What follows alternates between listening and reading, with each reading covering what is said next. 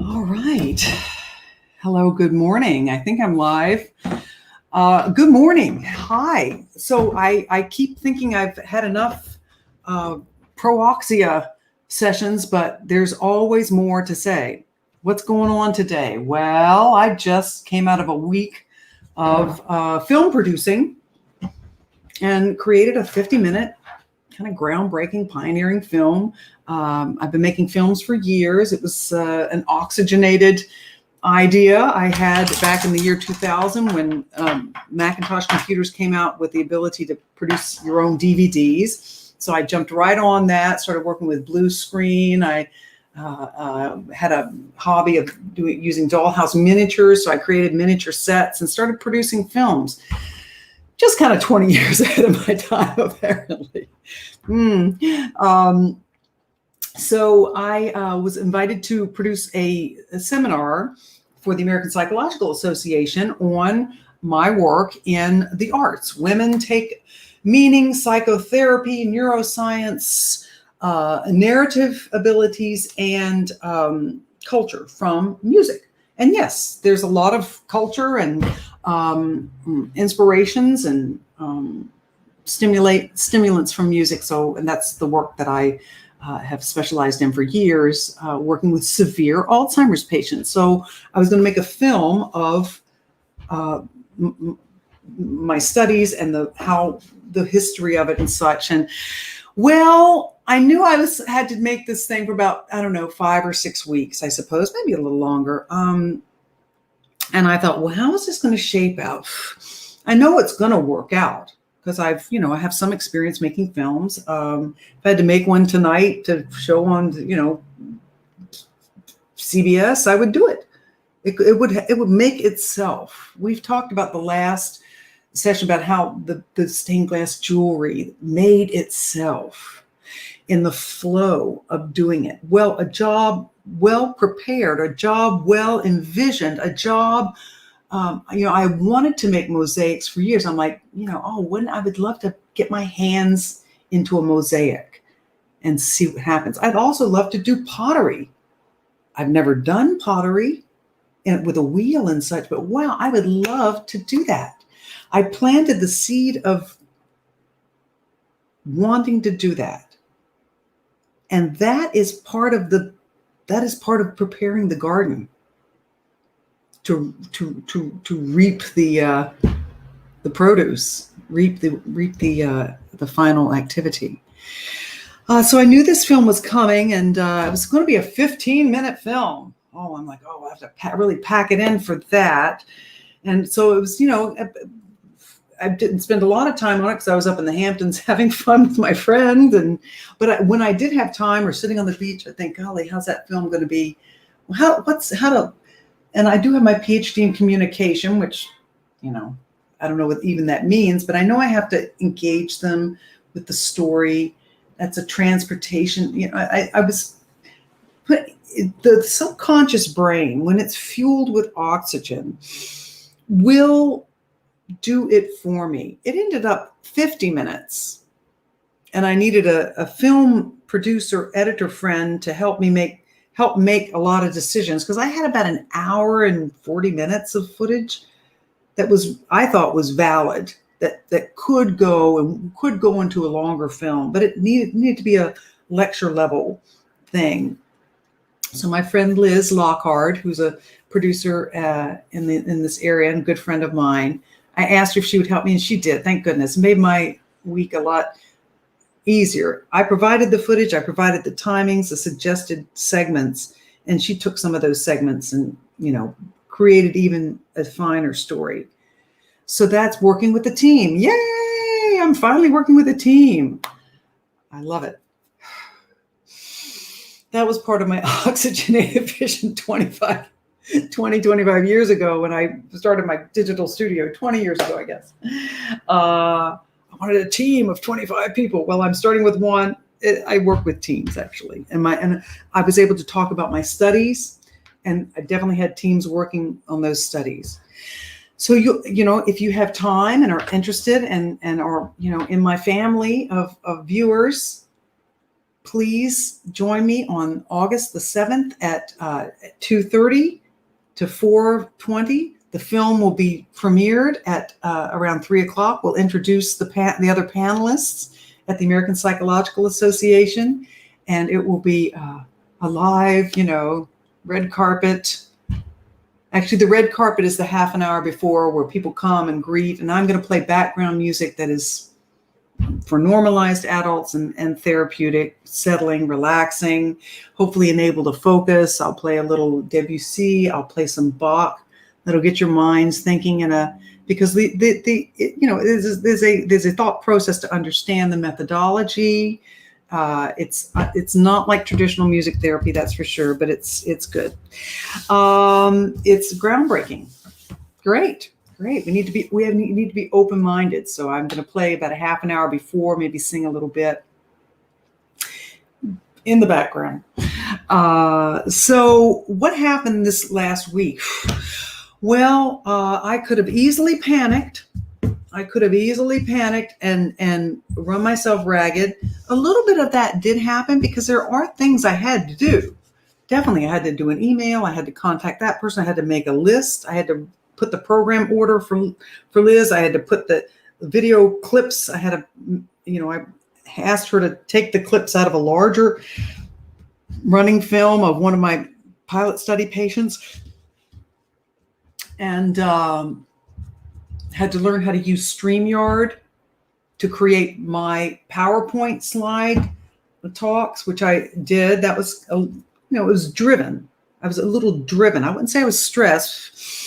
I was oxygenated and driven. And during those drive, there are short periods of oxygen. I forget to breathe. That's why I need my ear cuff oximeter that will jiggle. And where I forget to breathe, that's when, and I'm driven, there's stress.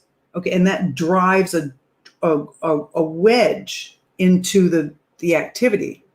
That's what stress does in nature. And you're like, oh, there's a tiger and it's walking by me, and I'm just closing my eyes or whatever. Help. If I survive it, the memory is such that just close your eyes and don't move and don't breathe. And hopefully they won't, detect you. Or other ways of evading. If a tiger comes up and there's a tree and the tiger sees me and I'm not sure what I'm going to do and it's not sure what I'm going to do, and I jump up the tree and I get away from it, the next time that tree is, I'll be ready to jump. You plant an activity, you plant a response, and it just, in fact, you get better than jumping up trees than anything else. I mean, so it's like, it's very similar, if I may say, to the jumping rope. When you jump a rope, everything comes together to jump that rope. Then you drop it. And if I had to climb up a tree, I would say, oh boy. I don't know if I've ever climbed up a tree, but if I had to do it, I would take 10 deep breaths. Then I would do it. And then with an oxygenated climbing, you learn to do it without fear. That's the difference. You oxygenate and the film gets done without fear, distress, worry, duress, anxiety. Oh, I'm not good enough. It'll never get done. None of that stuff happened. None of it. Ooh, it wants to happen. My brain wants to say, you can't do this. But my oxygenated brain says, it's going to get done. Don't you worry about it. Don't you worry about a thing. That's what my brain says. And it gets done. It does. It just gets done without I show up for the bus stop and here comes the film and I start doing the things that have to be done on the film. I just do it. I don't waste any time saying, this is never going to work. It's going to be a disaster, blah, blah, blah.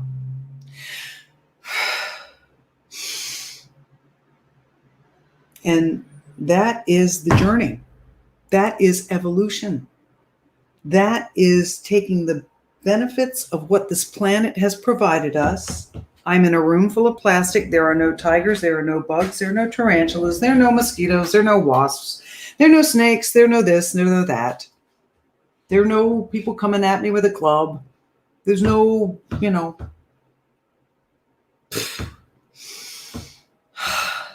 nothing to fear. Fear can de-evolve. Our fear centers can de-evolve. They haven't yet. We still have amygdalas, and we are working them like banshees, being hypoxic. Hypoxia. Yeah. And what gives us that cheap, quick fuel in substitution for hypoxia? Glucose. So we eat while we lock that amygdala, become less active, and that's mutation. We've talked about Darwinism in the past. Darwinism is just a small part.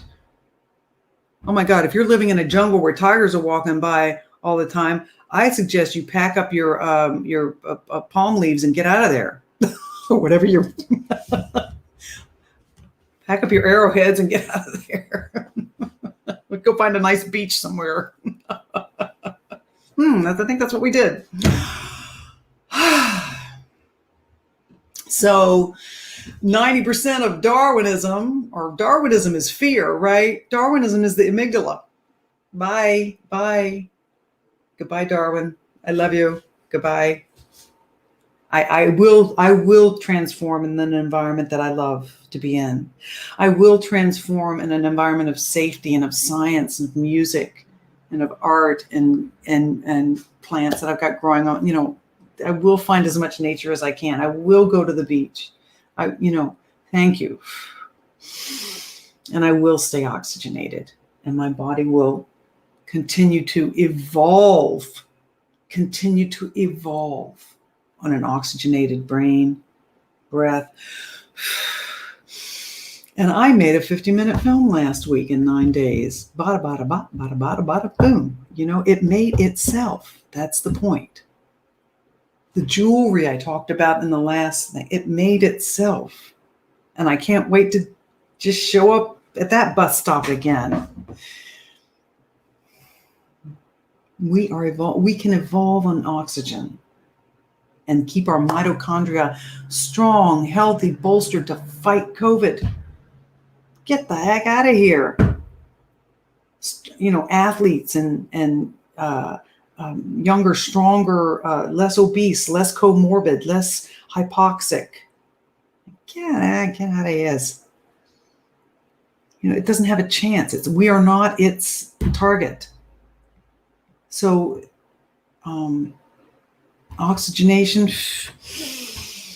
I've been studying it, talking about it for years, employing it, trying to show by example how it works. I have a 50-minute film. Please come August the 7th at the American Psychological Association, 2:30 p.m. for the half-hour concert, welcoming concert, and then 50-minute film with the panelists from Division 10, Mary Gregerson, and we'd love to have you there. Love to have you there.